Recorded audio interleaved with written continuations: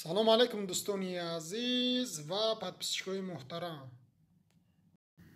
имрӯз 3 марти соли 2022 1000 рубли русӣ ба 147 сомон баробар шуд, даже 147 сомон 60 дирам.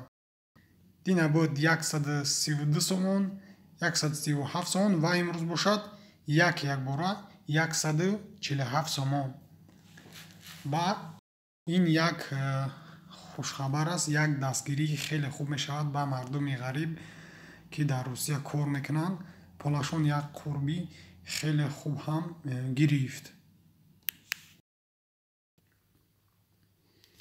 $100 бошад 1210 сомон.